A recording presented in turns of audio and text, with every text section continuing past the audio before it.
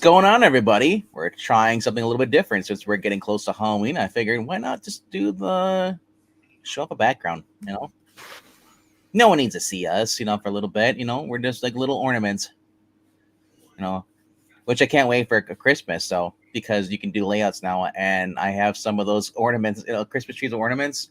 I can start putting it all on there. So it shows up. So awesome. Right?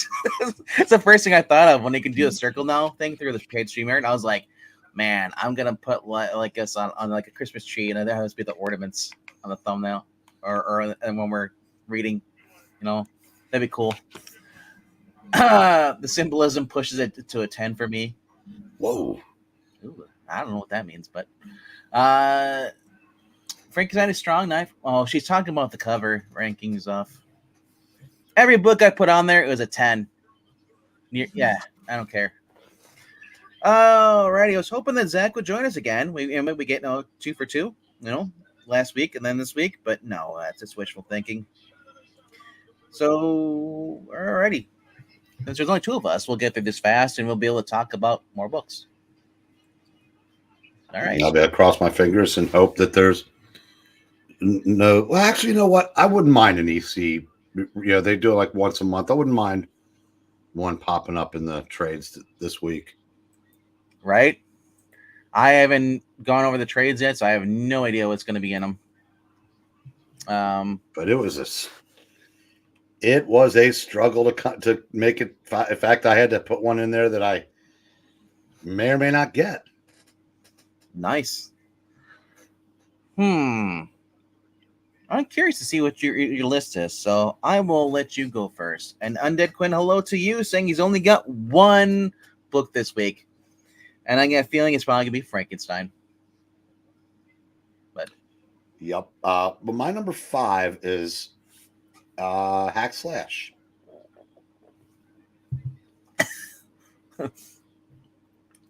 It's you're reading DC Comic again. Now you're reading Hack Slash again. What is this? Well, I said, I know. Vlad was. They had me at Vlad. It's been a while since I've gotten to read a good.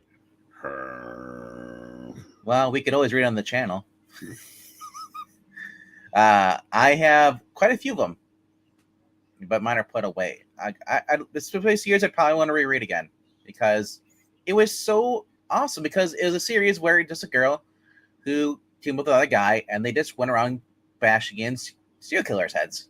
That's all it was, Yeah, I think that's what.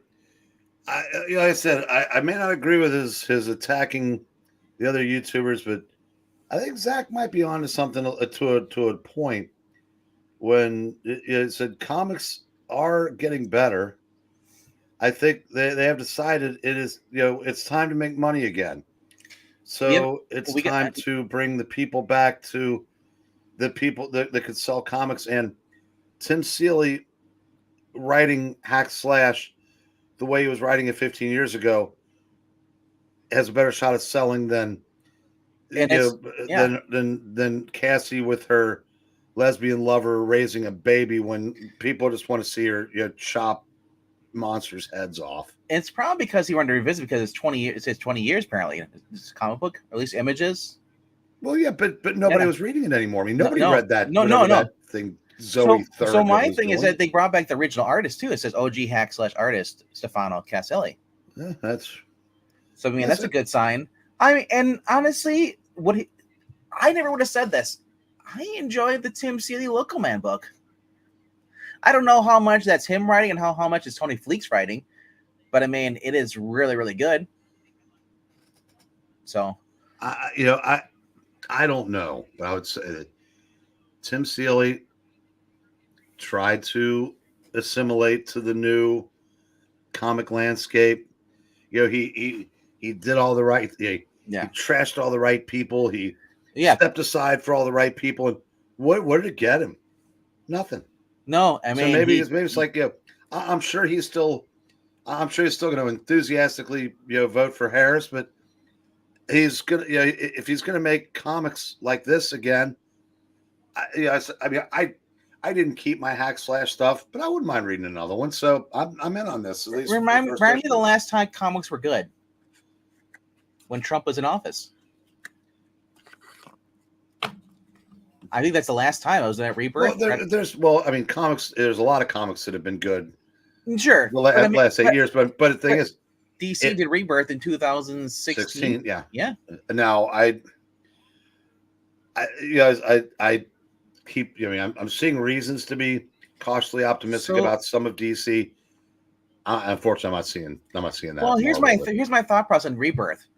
DC was not selling before Rebirth because and I imagine with all the Obama and all the crap that was going on with Obama 8 years, and then we're in what we are now, in high inflation numbers, everything, the housing market collapse. DC needed money, so they basically went back to going Rebirth because they weren't selling as well. And so I get a feeling because they did the same thing with the last 4 years of Biden. Economy's in the tubes. They're hurting for money. Now they're going to start doing stuff. And if Trump gets in office again, it would be a no-brainer. Trump means good comic books. I don't know. That's just my conspiracy tinfoil hat. Okay, New 52, DC had some got the market stuff. share for a few months. Yeah, they are never going to consistently beat Marvel, no matter how good they are. But and because they're like when Rebirth came out, there is some really, really good stuff, and they were barely beating Marvel, who was dead nuts in the middle of their SJW period. Marvel was never worse, and DC was barely beating them. I kind of feel like the reason, like when they go further left to go as far as their woke as their tendencies for the comic books, is because they have the money until they run out of money, and then they go back, like I said, Rebirth. So they had to make money. So now it looks like sounds like they're trying to go back to this because they realize we are so broke. We thought our agenda is killing us, making us go broke. So we need to start making money. So it's just like the same thing repeating over again. I think you're going to see with this new Ultimate Universe, you might see more sales for DC. I'm not sure. I mean, all I know is that Kelly Thompson and Wonder Woman doesn't really do it for me. But it was worse for the Wonder Woman is that I don't want New 52 Wonder Woman. I don't want that. I like the Greg Rucka Rebirth. Dare I say, Greg Rucka wrote a good story. But so we'll find out. I mean, if those sales continue to go up, because I look to see Marvel start putting out good books too. DC's got a few. What really helps is they're putting Jeremy Adams on Aquaman. I really hope that it helps because I don't really know anybody outside our group that is like a huge Aquaman comic book reader. I feel like they love the movie, the normies do, but they won't read a comic book. It's not going to move the needle, unfortunately, which is a shame because he's a tremendous writer, but yeah, Jeff Johns couldn't move the needle. Peter David couldn't move the needle. Evil Black Cat, OG, Rucka was better. Dan Abnett. Well, he's talking about the pre-New 52. Yeah. That was a good run. That was a good run. But I said for 2016, for what we got, was a decent read. We read those on the channel. The year one for Wonder Woman, and then I think the other one was just like basically the lies, whatever it was. But honestly, like I said, 2016 was a good resurgence for comic books. I hope that this year, 2025, when we get into this, is going to be a much better version. Hold on, we got a little guy popping in here. There he is. Hey, what's going on, little guy? Gee, mister, where am I? Oh, I thought you fell. Like, oh, gee! It sounded pretty loud there.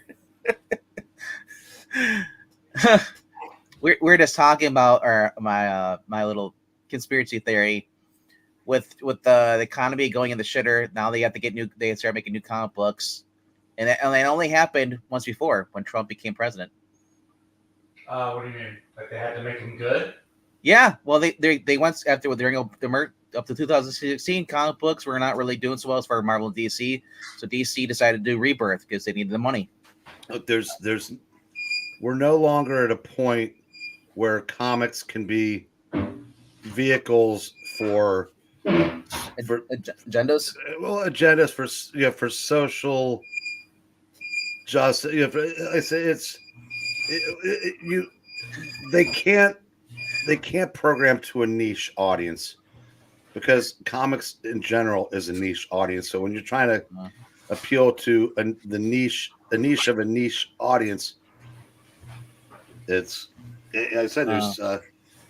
I know they can't program it, but our boy over Zach was trying to program them with the beeping noises for his wash machine. How come my microphones can never be on the same page? Every time I put on the headset, it goes to my giant microphone. I don't know, but which I try to avoid because every like, oh, we hate it. We hear the echo. God dog it. StreamYard hates me. I didn't hear an echo at all. All I heard was you putting stuff in the microwave or wash machine. Yeah, no, it's the microwave. I'm trying to get something going. I'm starving. I literally just got in the door. So anyway, though, this is Zach's, or not Zach. This is Breen's number 5. This is not my book. I don't know what this is. You've never heard of Hack Slash? Have you ever ventured outside Marvel DC prior to 2016? No. Or 2011. Prior to 2011? No, not really. So this was an early series that was done by Tim Seeley about a girl. So let me explain this to real quick. Reason why you walked in and what we were talking about was Hack Slash was a book that started basically about that girl with the bat over her shoulder was just killing slashers from horror movies that had come to life. Oh, okay. That was the premise, and it went back to the evil lunch lady that killed her mom. Yeah. But what it morphed into... her mom was evil lunch lady. That's right. That's what. Yeah. But what it ended up becoming was, a big pile of SJW crap where she ended up being lesbian lovers. She was a lesbian, had a black girlfriend because that was another box they could check, and they adopted a baby, and they got rid of the big monster with the broadsword. Yep, Vlad. That's a guy named Vlad. He was her best friend enforcer. They killed him off because he was taking up valuable time that was they wanted to use for her lesbian lover. Wasn't he also in love with her? Yes. And it completely lost its way. And that's why I said, well, now the industry, they don't have the luxury of that kind of crap now. So they bring back Vlad again, and it's basically going back to its original premise. Yeah, so that's why we were kind of transitioning to other titles that had basically done the same. Interesting. Okay. I like the artist, Stefano Caselli. He's the best part of Ultimate Black Panther right now. Yep. So like I said, this was a very fun book for me because this was basically a girl from Wisconsin. Her mom turned out to be the first serial killer she ever had to take down because she liked this boy, or either the boy was picking on her, and one day the boy got killed. And it turns out it was her mom who was the one that killed him. She finds out, and then she has to basically, her mom tries to kill her. She has to kill her mom in self-defense. She meets Vlad, and they start going cross country and just start taking out serial killers. Not just later on, there was other crossovers. You had Freddy, or not Freddy, but it was I think it was a Jason, or at least I know it was at least with if it wasn't Jason, it was Chucky. There was a crossover. They did it was a Hack Slash versus Chucky, whatever. Yeah, but not a big fan of those. But the Vampirella crossover was good. Yeah. So. And that's all she was. She was. There was nothing about her sexuality. She was, in the very beginning, it was just her basically dealing with the trauma. Like she was always got cuts and bruises, having to deal with people who go around like slashers. Yeah, they weren't movie slashers. They were just basically based off of movie slashers. Bad renditions of it. But it was that's people who are basically wackos in real life. So it was just it wasn't a superhero book. It was more like she just kept putting people down. And then my favorite, like I said, one of my favorite crossovers with Hack Slash was Chaos. I like that when it came out to the Dynamite back in 2000. I think it was 14 or 15. But you had Chastity teaming up with Hack Slash, so it's kind of cool. But yeah, I actually do. I really do hope this book actually does well. It's and it looks like it's going to be a mini series maybe or an ongoing. We'll see. Legendary Creations returns to comic books. Let's see what it says actually on here. It actually might just be. Looks like we got 4 issues so far. So I hope that it actually does more. Like, I'm curious because I want to know if this is going to be a miniseries finale. So it's 4 issues. Yeah, looking forward to that. All right, Zach. Since you just showed up, where are we going next? Well, conveniently, I only have 5 books on my pull list this week. Conveniently, really? Convenient.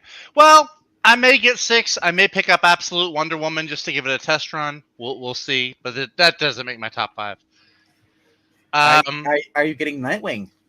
No, I'm not. You know what? I forgot because this is a Tom Taylor free issue, isn't it? It's the writer from Destro, Ben Waters. Because Tom Taylor is now on the book to the left, Detective Comics.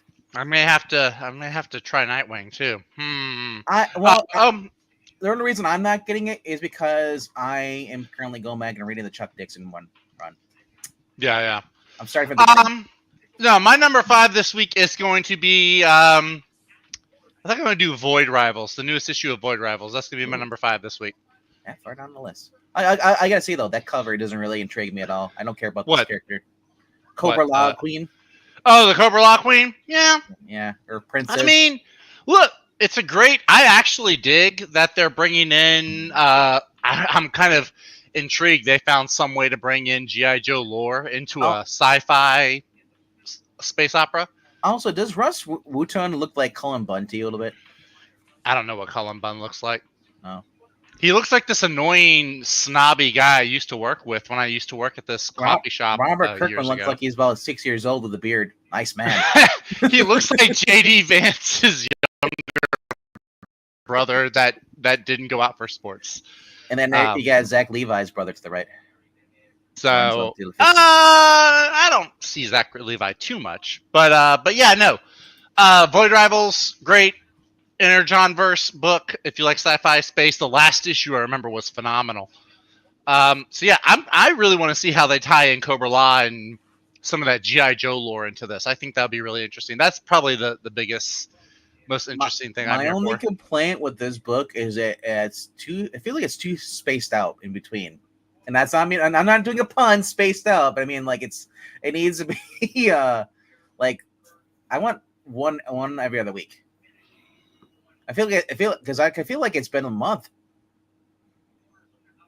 Well, I mean, most comics, that's what you get. You get an issue a month. I know, and the problem with these type of stories, and they should not be read individually. I feel like Void Rivals works so much better, like a lot of other books, if you just read them one after another. So that way, said, if you guys are doing that, I applaud you because I'm curious to see how well it flows, just reading one after another, versus just like reading one and then like, what happened? Maybe it's just me. I have a bad memory when it comes to that stuff. I mean, yeah, that I could see where that would be a problem. Yep, number 13. That's my fifth place spot this week. Hey, what is going on? Great Legend. What's up, bro? Got Great Legend in the chat. We got a legend in the chat. That is awesome. I haven't seen him in a while, but I mean, yeah. What is up, bro? All right. Let's see. Go to my number 5 this week. It was kind of a late addition to my pull list, for my top 5. Maybe because I forgot. I forgot they had it, but Rook Exodus number 6.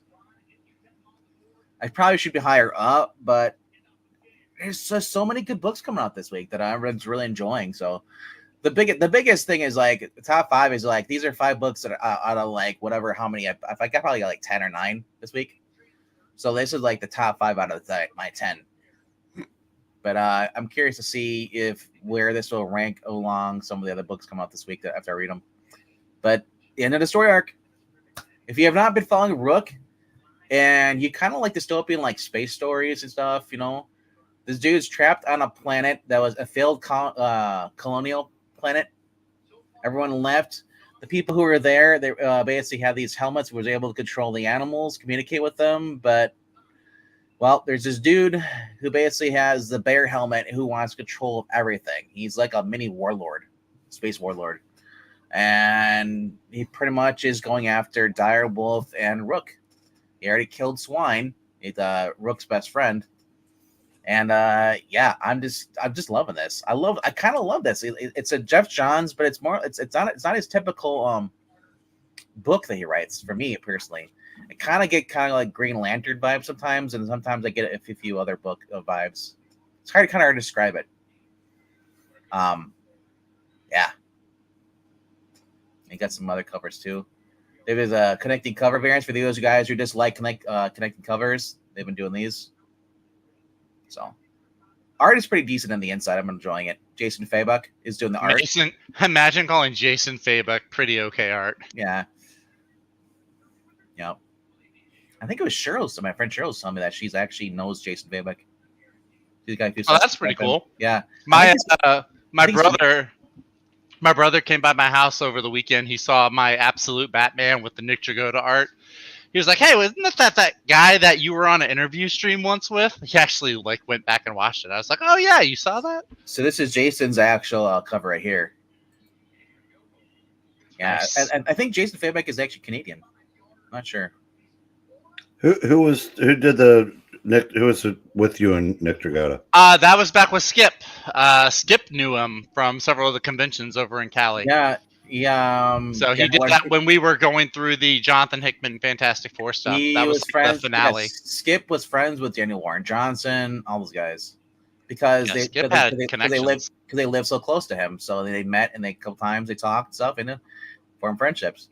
I thought that's kind of cool.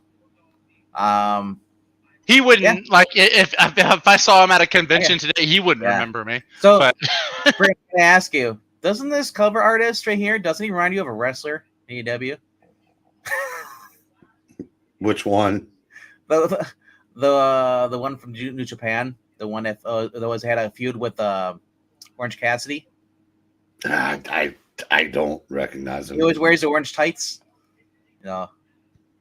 Anyway, that is my number 5 right here. Let's go to Breen's number 4. Yeah, I since I couldn't scrape up 5. Look, up in the sky. It's what the fuck is Lois doing up there? Hello? Superman. I hope it's good. I mean, I read ahead the synopsis for the next issue, so I mean, I don't know if you'll like it, but I mean, this isn't the first time she's worn a Superman-ish outfit. Like there was All-Star Superman, right? The synopsis for the future ones are kind of hinting that they might be Superman's teaming up with Doomsday to fight a even more powerful enemy. So I don't know how long Breen's going to be in. that'll be my later bitches moment. That'll be your Doomsday. In Williamson, we trust. No. I trust. I can buy Peter Parker teaming up with Norman Osborn because he's got his brain unscrambled, even though he killed Gwen. Before I can buy that Superman would team up with someone that killed him. I would say the only way I buy Peter Parker teaming up with Green Goblin is with face Thanos, and then he like Green Goblin betrays him, and Thanos kills him. I don't think I could ever buy into a Peter Parker teaming up with Norman Osborn. I don't know. That's just Harry Osborn, yes, but Norman, I don't know. Something about it just doesn't sit right. So especially before they retcon Original Sins. With Original Sins in mind. With Original Sins? Never. The way Nick Spencer did it, I didn't read every issue, and I hope that it was never a case where I guess his sins were taken away. He was cured of his mental illness. Yeah, they did, and there are plot holes aplenty in that too, because people forget that in between, like we just the book we just did on the channel the other night. Yeah, when he wasn't Green Goblin, when Norman didn't know he was a good guy. So, but that's neither here nor there, I suppose. But yeah, I'm not buying Superman teaming up with Doomsday. So, Chris Sammy cardstock variant though. There you go. Zach. I don't get the variance. That's a whole extra $1. It's Chris Samney. You'll I get know. it. You don't like it. What do you say? Right click, save as. Isn't that your motto? I do that for a lot of books that I don't buy. I don't know. That looks too much like it should be a hawk and dove cover, except there's way too many doves. You know what it looks like? A John Woo cover. It's all right. It's Chris Samney. It's Come good on, work. Like the character work on him is like, good. It's just there's you too know many what- birds. You know what I get by John Woo? Doves. I don't get the John connection. Woo between- likes to put doves in everything he did. Mission Impossible 2, the dove scene at the end. You picked the one Mission Impossible I've never seen all the way through. Really? Oh. No, it's too slow. Maybe those were who was following Spider-Man around that issue we did the other night. We thought they were bats, but maybe they were doves. Right? And then they started to cry. I always wonder though. I'm curious because like I would love. That's one thing I'd love to go back and talk to the writer, like an artist. So like, what was the thought process of the black seagulls flying around? Was it meant to be like, hey, the Green Goblin's showing up, so we're gonna put bats flying around? Maybe it was an albatross because those typically bring bad luck. I think. Maybe somebody thought it'd be funny. See if anybody noticed. Maybe. So, like I said, I don't know how long this will be, but this isn't the first time she's got powers. It'll be short lived. I'm more like with Time Trapper. Time Trapper is a new villain, I guess, or supporting. I know it's temporary. I'm just. Yeah. I am so sick of the families all having to have powers. So, and I agree with you. And the way Jeremy Adams did it with Linda, she had a temper because the baby. Once the baby's born, the powers are gone. Well, to be fair, didn't the powers leave once Cy Spurrier took over? Yeah. Yeah. So see, Jeremy Adams might have kept her having the powers. I don't think he would have. I don't know, man. It's pretty suspicious that as soon as Cy Spurrier takes over, boom, no more powers. It's pretty suspicious. You also realize that he wasn't supposed to like be kicked off, so maybe who knows? Either way, we're getting him on Aquaman later next year. Aquaman and Green Lantern, and he's got that Penguin special coming up too. And he's got Flash Gordon. Yeah, I said as far as the Green Lantern, yes, I know Carol Ferris has been Star Sapphire, but she was always a villain. Hell, she slaughtered Jon Stewart's wife In bed.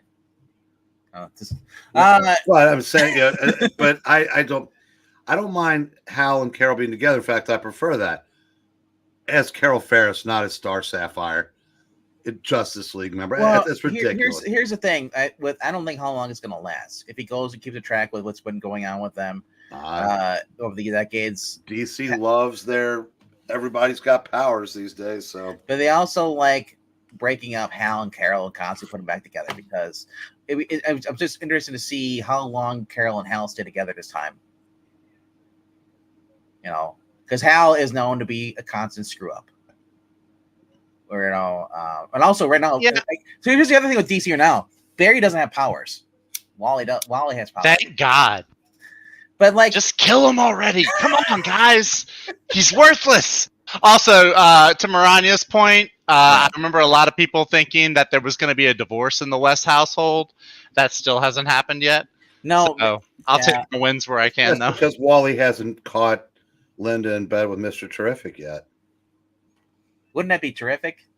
That was a bad pun. The bad pun is us thinking that anybody thinking that Wally's going to stay happily married. Hey man, you've been singing that tune for a while. It still hasn't happened yet. That was what. No. What difference does it make? What difference make? Are you reading that shit? No, I'm not.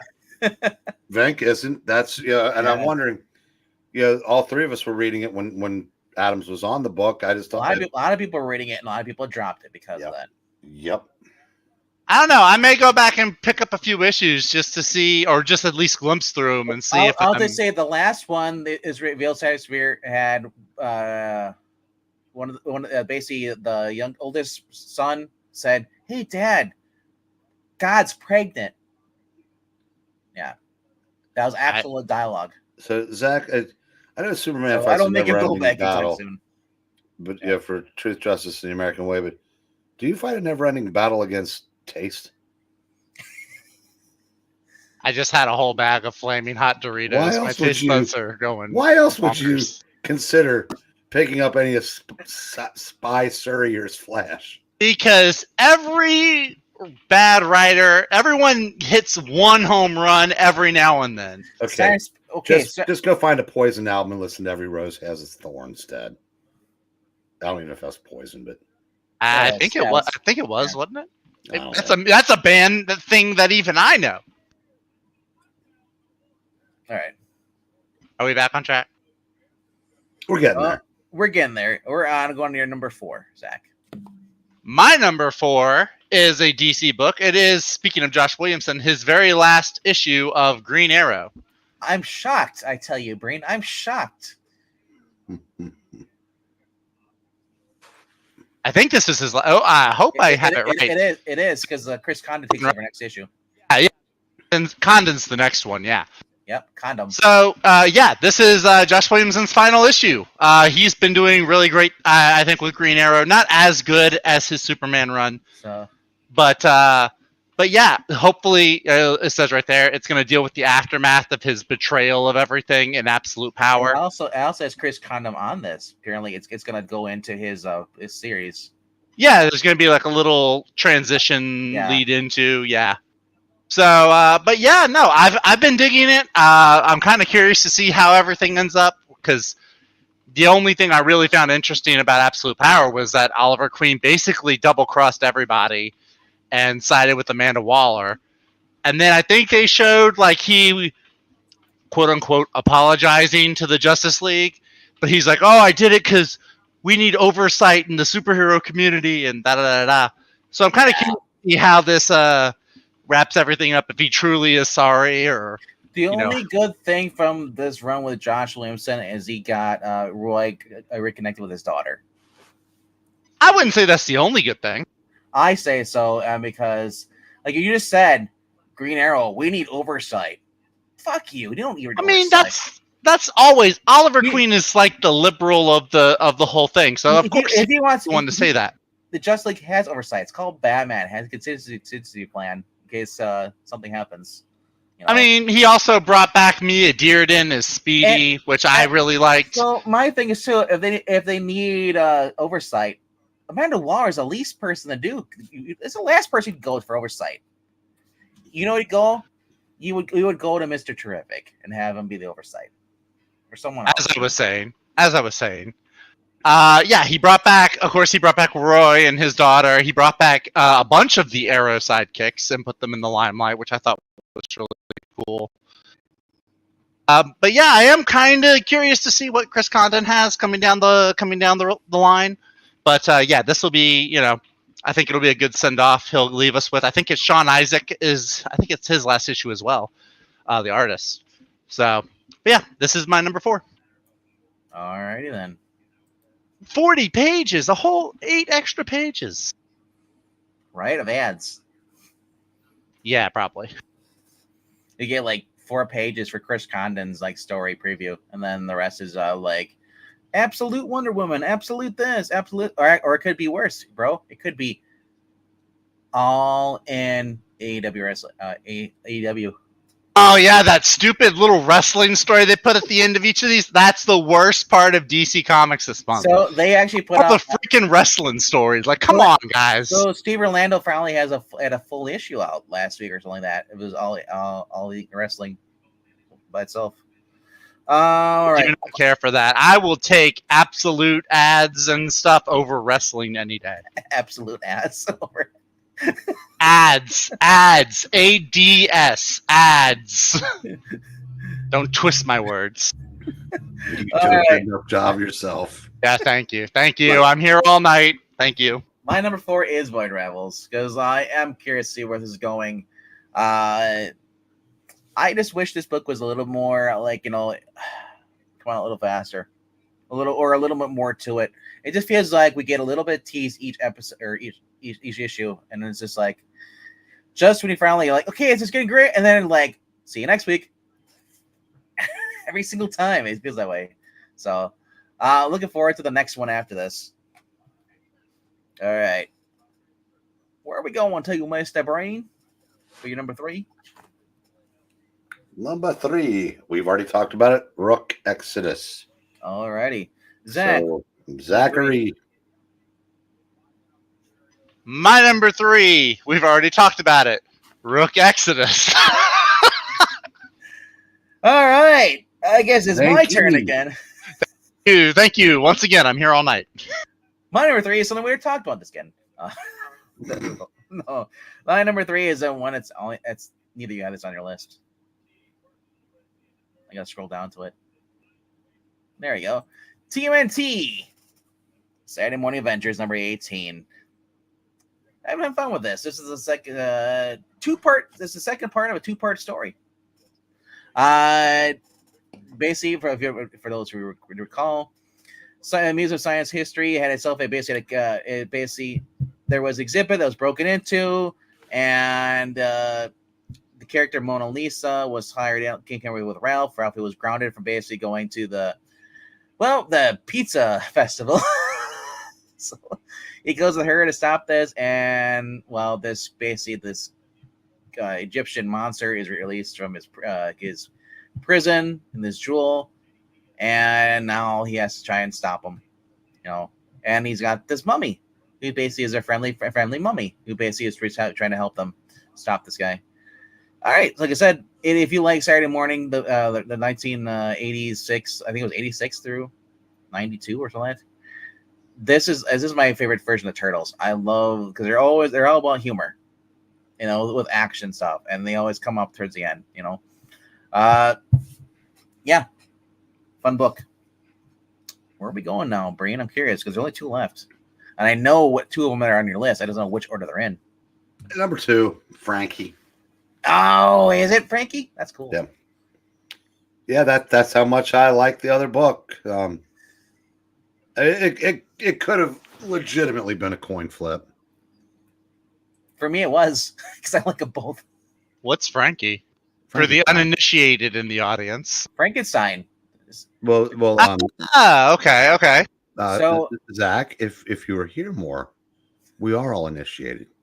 Zach, what you need to do is go watch the Universal movie Frankenstein from 1930. I really want to find a DVD or a Blu-ray pack of all the old Universal monster movies. You watch and if I do, this would be the second one I would go on Amazon. You can be watching them Wednesday night. Oh, are they on Amazon? Oh, sure sweet. they are. So if you type in Universal Frankenstein, I found somebody actually streamed the whole movie on Twitch. You can go watch for free. Oh, neat. But they're definitely worth having, because there's like I think Vengman has it. It's like an eight movie pack. Yeah, it's like 8 movies, right? Yeah. It's like Dracula, Frankenstein, Bride of Frankenstein, Mummy, Creature of the Black Lagoon. Yeah, it's at Walmart right now. It's like $20. I'm going to Walmart as soon as I can. It has Dracula, Frankenstein, as the Mummy, Invisible Man, which is a really, really good movie. Bride of Frankenstein, and the Wolfman. So it has all the original ones. First 6. So anyway. the premise of this is it's not so much about Frankenstein and the monster itself, it's the people around them. And this one apparently is going to focus on Frankenstein's fiance. Yeah, Elizabeth. Oh, that's neat. So I remember her the most from the book. And they're also they're basically describing where he got the body parts from for each part of the Frankenstein monster. Yeah, the one was like the son of one of the corpses, the person that was one of the corpses that he used to make the body. Yeah, the hands. I think it was his dad's. His Igor, whatever that character's name was. So yeah, it's a neat take on the Frankenstein story. Instead of being Frankenstein and then him going around and with the people with pitchforks chasing him, Zach's great grandfather. Yeah, honestly, this is interesting because they're showing where the first issue was basically the hands. This little kid, his father just died. He notices that his dad's grave's dug up, and he notices that the hands are taken, and that's the hands are at Frankenstein. It basically his dad's hands. So he sneaks in the castle, hides, and it's just so beautifully drawn. Tony Marie Griffin is the artist, but Michael Wash Colorist. Well, yeah, whatever. Mike Matt Walsh? Oh no, Michael Walsh. Oh, okay. I was gonna say Matt Walsh would be a really, really weird choice. Yeah, I wouldn't read it if it was. So, like I said, if you know the characters, this is an interesting take more about the characters, less about Frankenstein himself and the monster. The monster is a big part of it, though, still. But like I said, and yeah, we're getting it seems like we might be getting the Bride of Frankenstein in this, because it discovers the truth about her fiance, Frankenstein, and they call him Henry instead of calling him Victor like he is in the book. And with the true intentions, after presenting him with the one gift he desires, but is it too late to save the one she loves? I don't know. We'll figure out what's going on with this, but the covers are just fantastic on these. Julian Totino. There you go, from the movie. That's where the villagers going up, cornering Frankenstein in the windmill. They started on fire. It was really cool. They had these connecting variants going on too. Just everything about this is so cool. And then here's the other Chris Stevens variant. I said, Frankenstein turned out to be one of the better movies, because originally before we reviewed it on an Extreme Movie Show, I had no idea what to expect from it. But alrighty, so that was Breen's number 2. What is Zach's number 2? Zach's number 2, back at DC, back with Joshua Williamson. It's Superman, number 19. All right. This is the one DC book that Josh Williamson is not leaving when he goes off to write G.I. Joe and all that good stuff for Image. And I think this has probably been his best DC title. Yeah, probably. The way he's written the relationship between Superman and Lois and all the surrounding characters, the supporting characters, he does really, really well with. I'm not too turned off by the whole Lois has powers, because, like I said, we saw that in All-Star Superman.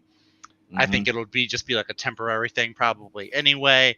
I haven't heard anything about him teaming up with Doomsday. I think it would be really weird to have him do that so soon after he just teamed up with Lobo during the whole Brainiac story.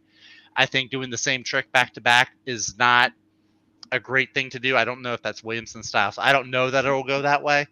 But yeah, I've been loving this. I like Dan Mora is now the artist. Yeah. There is a God. Dan Mora is now doing multiple DC books.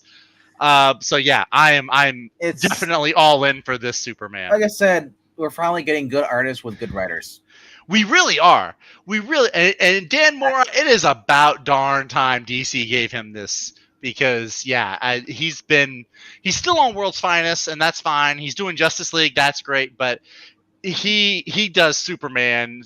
That's like one of his peak characters. Whenever he's drawing characters, Superman is like, I think, one of his best ones. I think World's Finest showing pretty much he can draw pretty much any character. Yeah, I mean, yeah, because World's Finest is pretty much Batman and Superman plus friends, pretty much. And his Batman is good, his Robin is good, but like I said, I think his Superman is peak.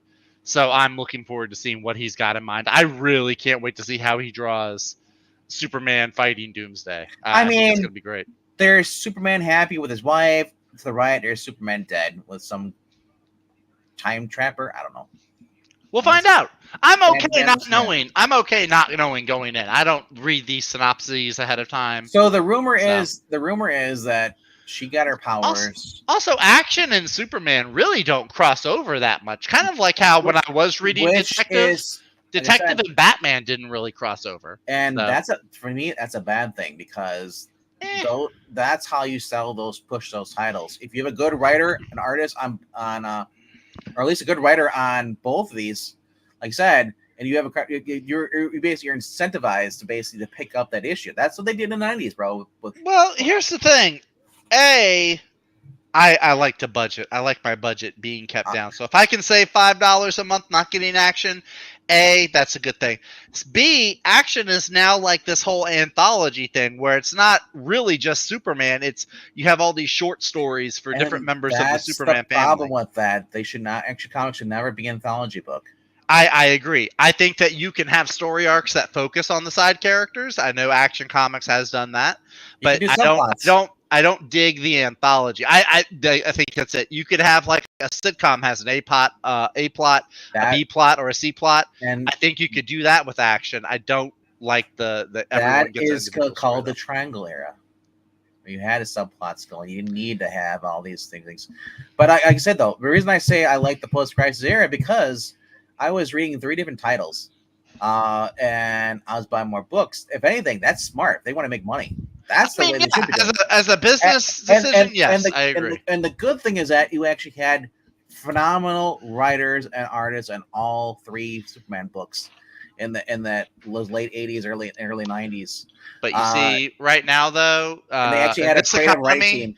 I couldn't buy 3 Superman books if they were all written by the greats. I couldn't buy them all, so I'm kind of glad it worked out. Well, you don't like to buy the great stuff. We've learned your taste is a little bit off. I have a unique taste that is unique to me. You are unique. I'll give you that. All right, my number 2 for me. Wait till you see my number 1. Yeah, I know what your number 1's going to be. Maybe. Yeah, all right. My number 2 for this week is, well, it's a book that I know Zach's not getting. And you scroll down. It is Self-Help is my number 2. Very, very fun series by, I'd say, nobody writers. These are like whenever you'd watch like a canon film, you'd have actors you've never heard of in some of these, and then all of a sudden you're like, oh my gosh, these are great. That was American Ninja. You had no idea who Michael Dudikoff was, and then you start watching these movies like these are good, and then he quickly became like a rising B star, a movie star. That's how I felt like Self-Help is as far as these writers. Owen King and Jesse Kellerman. They don't even have actual like faces. I think they might be AI. They're literally just ghostwriters. You know what? I thought about that. Well, they're like synonyms. Like, you know, that's not really who they are. It might be Tom King. Because that would be hysterical. But there are no mom issues though. I mean, there's a daughter with a mom here, but there's no like thing. That would just be hilarious if Tom King was writing like conservative comic books on the down low. Wow. Scary. But yeah, very, very fun book. It's coming to a climax here. Smashing crime stories. The money was hot, so was the girl. But it was murder just the same. Yep, give them what they want. This title. Is this the last issue? Do we know? I don't know. Right now, it looks like it because there's nothing after it. I guess this is it. Jerry and Cassandra having an increasingly hard time convincing the more violent sides of their worlds that Jerry is in fact well-heeled self-help guru Darren Hart. A challenge made even more difficult as Jerry and as Darren's appearance on a very public TV show. Gee, I wonder if the person that showed up at the end of issue 4 is going to show up at the show. Might show up at this very public talk show. Do you think we're going to get a Springer? I think we may. So I'm looking forward to this. Jerry. Well, the guy's name is Jerry Hauser. Yep. Of course, you got the guy glaring back at him, and then you got the guy here. So. Yeah, this. If we were still doing the Spirit Awards, oh my gosh, one of our categories was pleasant surprise of the year. This is it. Yeah, I mean, this no promotion, found completely by accident, and turned out to be one of the best books of the year. Yep. So, in fact, I have it on good authority that all the cool kids are getting it. Right. So that means I shouldn't be getting it then, because I'm curious. So You could be. I'm gonna see what the It'd be previous so, issue. it could be something you could So- aspire to. Previous. They're not saying how many people bought the previous issue. How they I'm liked it. guessing So. not do they many. normally say that? So yeah, they usually do on most books. Maybe because I'm not signed in, but it'll say like Maybe. how many people have pulled this out of everybody else. Versus that's usually I go and it says like the stars, how many people rate this out of whatever. So, yeah, dude. Like I said, this is a book that you should pick up if they ever get. I don't know if they're gonna do a trade for this. I don't know, because very fun book. Well, Mr. Breen. Mr. Richmond. Oh, okay, that's right. Breen likes to wrap up the whole show. No. Self-help is my number one. Yeah, it was number one. Yeah. Oh, self-help is yours. Oh, Yes. got you. Okay, Yeah. okay. Yeah, because we were flipped. Well, esteemed host, you said you knew what my number one was. Oh, all right. Let me do my deduction All here. right. Hold on. I'll count it. I'll count down my 5 through 2, and then we'll go from there. So number 5 was Void Rivals. Number 4 was Green Arrow. Number 3 was Rook. Number 2 was Superman. And my number 1 book this week, talking about pleasant surprises. I'm getting there. I'm just trying to find it. I'm leading up to it. Is it really that far down? Are you sure you didn't skip it? Maybe I did skip it up. I don't know. I think you did, because there's no way. There's no way it's down here. I know what it is, though. I just Cursed can't Library. find it, though. I know exactly what it is. Yeah, you're down with the variant covers. Hang on. Go Hold more on. slow. Let me Go scroll. slowly. Yeah. I know what book it is. It's not Iron Man. It's not X Factor. Yeah, it's not that. No. There it is. Yeah. There it is, right next to Frankenstein. Yeah. That's The it. Moon is Following Us, issue number 2 from Daniel Warren Johnson and Riley Rossmo. And if you are not getting this because of Riley Rossmo, you are shooting yourself in the foot, because this is a very fun book. So it takes place in 2 worlds. You have the normal civilian world, and then you have a video game world where these 2 parents are trying to save the life of their daughter, who is stuck in this video game world. I think she might be like in a coma while she's wearing this VR headset. So the 2 parents go in there and fight these bad guys to try to get to her. The first issue was a ton of fun. They have like this crazy toad that just like drives a tank around and shoots flying monsters. It's just a ton of fun. Riley Rossmo does the video game world. So it kind of makes sense. Rossmo has the more exaggerated kind of cuckoo art style than the real world is drawn by Daniel Warren Johnson. And the storytelling, the relationship between the husband and the wife, there's a lot of good stuff to dig into in that. So, yeah, only 1 issue in. I know there's a little letter at the end Daniel Warren Johnson wrote, talks about how he's really been wanting to tell this story, and he's really glad to be teamed up with Rossmo. The 2 of them kind of seem like kindred spirits. I really like that cover with that's the funny little toad with the guns. This is the second printing cover. Yeah. Right. So just a ton of fun. I highly recommend this. Don't let your dislike of Rossmo's art stop you. I think it really works well. Just like it worked well for that Sandman story he did. I think his art is a boon to this storytelling and this kind of theme. So it's good. It looks like a Ready Player One with a more deeper story. It's kind of Ready Player One. I thought more of I don't know if you've ever seen the anime of Sword Art Online, where like these kids wear a VR headset. It puts them in a video game world, and basically if they die in the game, they die in real life. So it's kind of somewhere along those lines. I gotta ask you, do you ever finish up the Ram V book with the Gundam thing? Yes, I did. It was okay. It wrapped up nicely. Not my favorite of Ram V stories. Or is it on a cliffhanger hiatus? No, it's done. They wrapped it up. Okay. It's just not my personal favorite of stories he's written.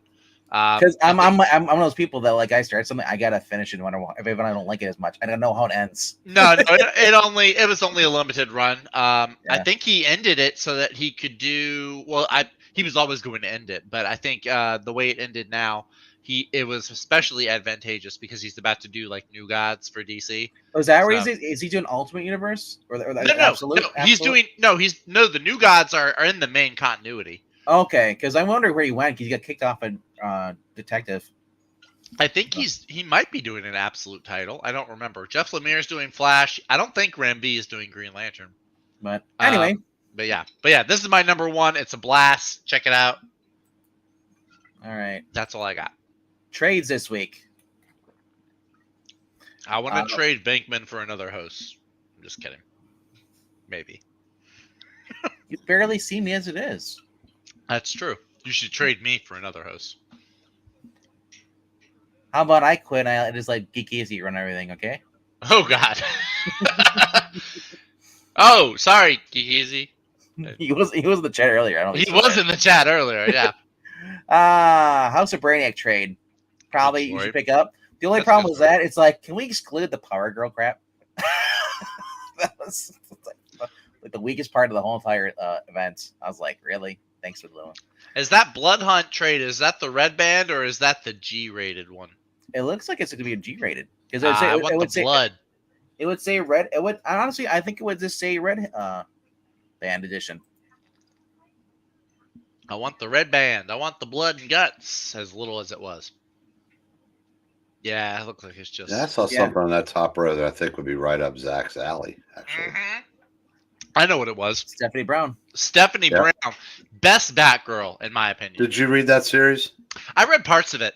That's I have that series. It was very good. I enjoyed it. I think that Stephanie Brown was at her best as Batgirl.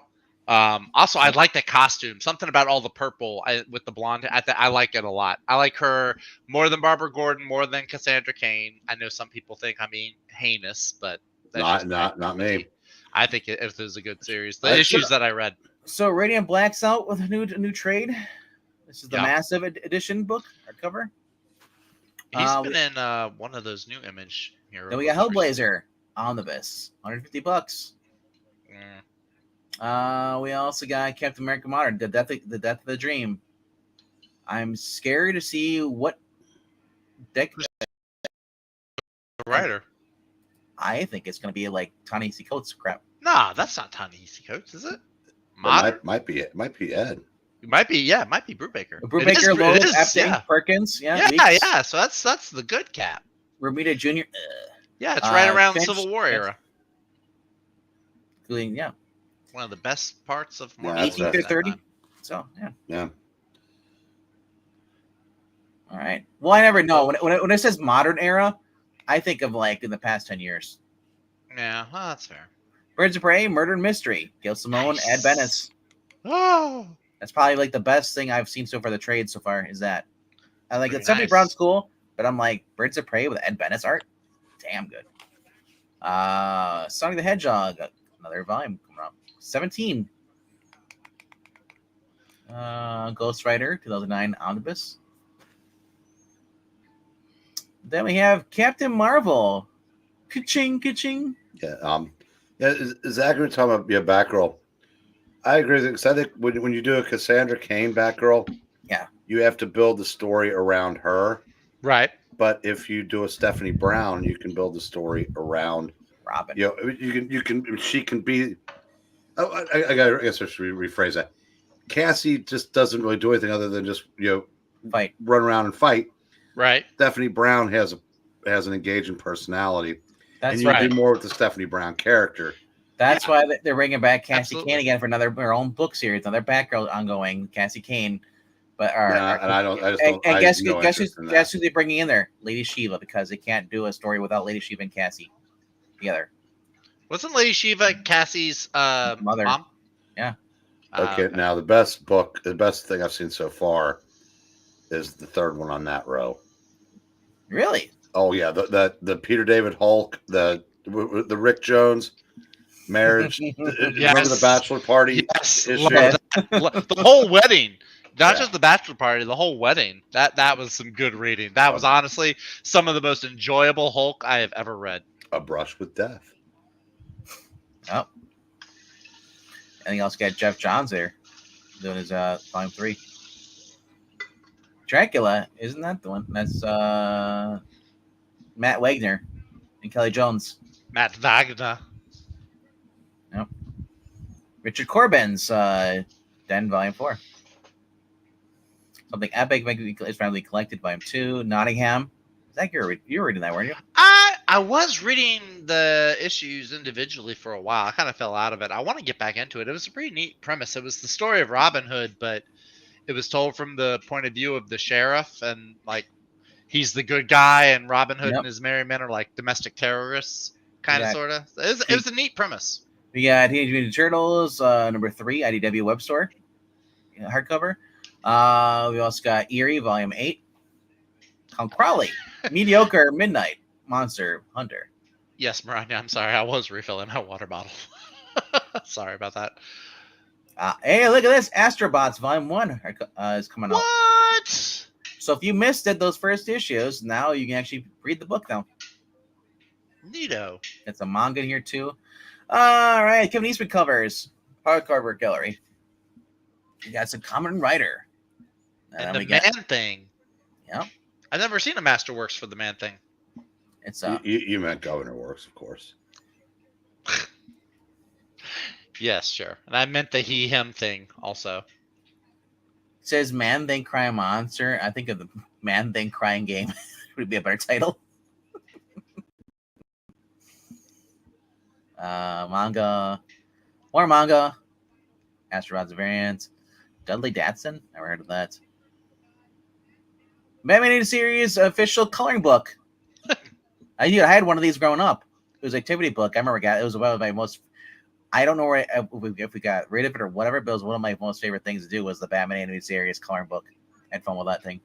I did the Space Jam coloring books because you could always cut out the Looney Tunes characters and make little stand-up I figures. was obsessed with Batman animated series as a kid. Dude, I watched that when I was 7, dude, when it came out. Dang.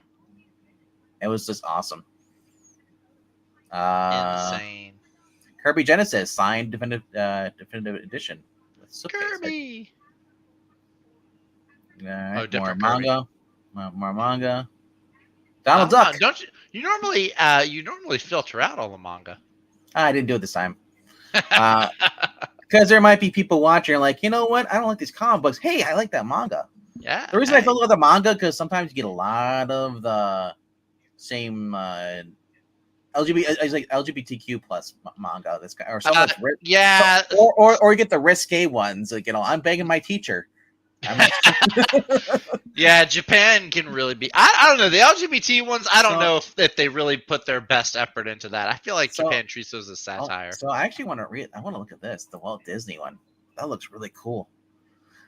Kyle Barks' Slipcase box that collects 2 of the earlier volumes of this popular series: Walt Disney Donald Duck, Balloonatics, a Looney Balloon, the Space Saboteur, and then the start of a new Woodchuck series. And Walt Disney's Donald Duck, Duck Luck, Icebergs at Sea, Gyro's Telescope, and Captured by a Caveman. Over 400 pages in 2 volumes, snugged in a sturdy slipcase, a special price that even Uncle Scrooge couldn't resist. $70. Collects 25 and 27. What about 26? That's weird. You skipped. 26 is special. I don't know. I'm tempted, man. I'm really getting more. I'm becoming graphic man, bro. That's my future. I'm gonna have all these Dell books, the Donald Ducks and stuff. So I'm slowly making my way there. All right. What else we got here? 6 Treasures of the Spiral. I think it's another manga. Moscow Special? What? Oh, that's a manga. Okay. Yeah, there you go. So I mean, like that, the Peter Grow one. It's like we're getting a little risky there. So yeah. If you guys saw anything, I mean, the coolest thing I saw, other than the Hulk and the Green Lantern, I was looking at the to see the Astrobots because I didn't think that ever was going to get a trade. That came out 2 years ago. Remember that was the big thing. Everybody's like, "Oh yeah, Astrobots coming out. It's a creator of Transformers doing a new series," and then it just died out. The only person that was keeping it alive was Jay. You're right. You're right. That was like his life's purpose. Right. All right. And yeah. Holy cow! What? Did you see Tulsi Gabbard officially joined the Republican Party? Mm-hmm. Yep. That's pretty awesome. Alrighty then. All right, we'll go here, and I like that, Zach. What on earth? What on earth? Can't wait for Halloween to be over. Well, I figured. I mean, I put up a picture of Brainiac. We can just be the three orbs. I see. That's kind of funny. Every day is making his paw proud with his Zell Comics love. Zach is filling his water bottle. Yeah, I didn't know what with because I didn't comment on it. So with tap water from the sink. Why are you being weird? I use well water. It's fresh. I mean, yeah, well water is better. I just don't have. I don't believe that. I don't like if they really want to take out like half America. It's like the Joker. I'm gonna poison the power treatment plant. You know, the water plant, and just put the fear gas or Joker gas in it. And it's like, yeah. Alrighty then. Yeah, a new Iron Man book out this week too. Yeah, and that's that new guy who was like a news writer or something. Yeah, some like journalist is gonna be write them. Was it the guy from? And there's another series. I'd never heard of him before, but apparently he's some kind of Pulitzer winner. Dark Horse is also releasing a Headless Horseman story written by the guy who has Interview with the Devil or something. That's Late Night with the Devil. Mm-hmm. That actor is writing the Headless Horseman story. So there's a lot of stuff to check out this week, but hope you guys saw something that you did like though. So that being said, if you haven't already done so, please at least click subscribe, click like, and let us know down. Leave a comment. Let us know what you thought of this week's books. What you're looking forward to. Hey, what's up, Mark? He says going to watch us later on. Thanks for doing the show, guys. Thank you for being here and thank you for watching on the replay. I mean, obviously it's like kind of nerve wracking when there's like 3 people watching live. But it's very so like just like moving to see like, dude, this got like 200 views. It's like on the replay. So, but yeah, Bad Comic Reviews, man. It's great to see you here. Great your addition to the, let's say the chat. Yeah, the audience. Yeah, he said to save $5 by not getting action. What conversation did I walk into? I saw that. That was pretty funny. Well, the action in that action is not the action that you want. So,